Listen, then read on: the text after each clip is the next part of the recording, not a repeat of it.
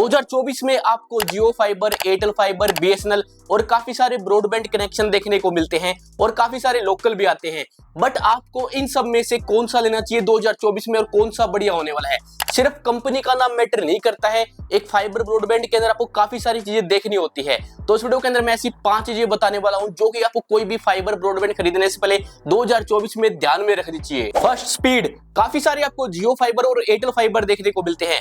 इनके अंदर आपको कम स्पीड देखने को मिलेगी, बट जो आपको लोकल वाले आते हैं उनके अंदर ज्यादा स्पीड होती है और वो अच्छे भी होते हैं। तो आपको ऐसे ही देखने हैं जिनके अंदर आपको ज्यादा स्पीड देखने को मिले। एक और चीज आपको मैटर करती है, वो है डाउनलोड और अपलोड की स्पीड। काफी सारे ऐसे होते हैं जो आपको डाउनलोड की स्पीड तो पूरी दे देंगे, बट अपलोड की स्पीड में वो मार खा जाते हैं। तो अपलोड और डाउनलोड की स्पीड बराबर होनी चाहिए, तभी आजकल आप इंटरनेट का सही से यूज कर पाएंगे। क्योंकि मोस्टली लोग आजकल सिर्फ डाउनलोड नहीं करते हैं, वो अपलोड भी करते हैं। जो भी स्पीड आ रही है वो कांस्टेंट होनी चाहिए। ऐसा ना हो कि वो कुछ समय बाद गिर जाए या फिर कुछ समय बाद वो बढ़ जाए। एक नंबर की वो बिल्कुल बराबर होनी चाहिए, तभी आपका ठीक से काम करने वाला है। Second, router. जब भी आप कोई भी कनेक्शन लेते हो तो आपको राउटर साथ में फ्री में आता है, तो फ्री में ही लेना है। बट एक और चीज आपको देखनी है, वो उसके अंदर कितने बैंड आते हैं। आपको मोस्टली डबल बैंड वाला ही देखने को मिलेगा और आपको डबल बैंड वाला ही लेना चाहिए। एक आपको 2.4 वाला देखने को मिलेगा, एक आपको 5 वाला देखने को मिलता है, तो दोनों वाला ही आपको लेना चाहिए। 2.4 वाले के अंदर स्पीड कम आएगी बट उसकी रेंज ज्यादा होती है कनेक्शन के अंदर, और 5 वाले के अंदर स्पीड ज्यादा आती है बट उसकी रेंज कम होती है। तो मोस्टली राउटर के अंदर आपको दोनों ही बैंड देखने को मिलती है, दोनों ही उसके साथ होने चाहिए। काफी सारे राउटर चीप क्वालिटी के होते हैं, कई बार उनके अंदर जो स्पीड होती है उसके अंदर एक लिमिट होती है। ऐसा भी हो सकता है कि आप कोई ज्यादा एमबीपीएस वाला रिचार्ज कराओ बट जो राउटर है उसकी लिमिट कम हो। आपको उस राउटर के रिव्यू देख लेनी चाहिए, कैसा है वो, क्या क्या उसके अंदर फीचर आते हैं।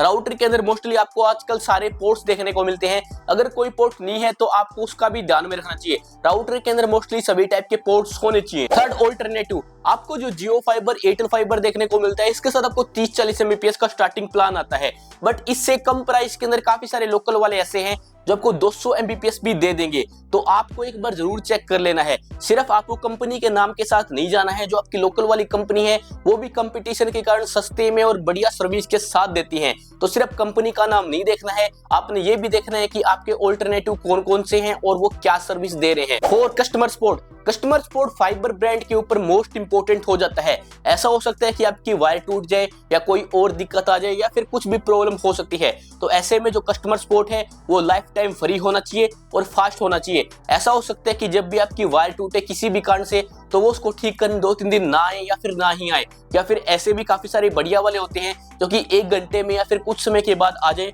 तो वो वाले बढ़िया होते हैं। ऐसे ही आपकी सपोर्ट होना चाहिए, ऐसी कोई लोकल या फिर कोई खराब सा नहीं होना चाहिए। जो बड़ी वाली कंपनी है ऐसा नहीं है कि उनकी ही सर्विस आपको अच्छी देखने को मिले, जो लोकल वाले होते हैं वो भी कंपटीशन के चलते अच्छी सर्विस देते हैं, तो आपको उनका पूरा रिव्यू जान लेना है, उनकी कस्टमर सर्विस कैसी है, उसके बाद ही आपको ध्यान में रखना चाहिए। काफी सारी ब्रॉडबैंड कंपनी ऐसी होती है जिनका जो कनेक्शन है वो काफी टाइम से बंद रहता है और वो उसका कुछ भरपाई भी नहीं करते हैं, बट कुछ कंपनी ऐसी भी होती है, अगर आपका जो कनेक्शन है वो कुछ घंटे के लिए रुक जाए तो वो आपको उतने ही घंटे का या फिर कुछ घंटे एक्स्ट्रा का आपको फ्री में दे देते हैं। तो ये आपको ज्यादा बेनिफिट देने वाला है। आपको जरूर चेक करना है उनकी सर्विस कैसी है, और जो भी आप कंप्लेंट को रजिस्टर करते हो वो ऑप्शन बिल्कुल इजी होना चाहिए। ऑनलाइन हो तो और भी अच्छी बात, अदरवाइज आपके पास फोन नंबर होना चाहिए और वो आपको इजीली और बढ़िया रिस्पॉन्स भी दे। 5, कॉस्ट। कुछ के अंदर आपको हिडन कॉस्ट देखने को मिल सकती है। जो भी आपको कॉस्ट देखने को मिलती है रिचार्ज की, वो उसकी कॉस्ट होती है बिना जीएसटी के, तो आपको जरूर चेक करना है उसकी हिडन कॉस्ट क्या है। मोस्टली 18% जीएसटी को आपको अलग से अप्लाई करना पड़ता है, उसके बाद फाइनल प्राइस आने वाला है। और साथ ही में अगर आप 1-2 मंथ के लिए इंस्टॉलेशन करवाते हो तो आपको इंस्टॉलेशन के रुपए अलग से भरने पड़ते हैं। बट कुछ स्कीम ऐसी हो सकती है, अगर आप 6 मंथ का या फिर 1 साल का कराओगे तो आपको इंस्टॉलेशन के रुपए नहीं भरने पड़ते हैं, तो आपको ये वाली स्कीम का भी ध्यान में रखना चाहिए।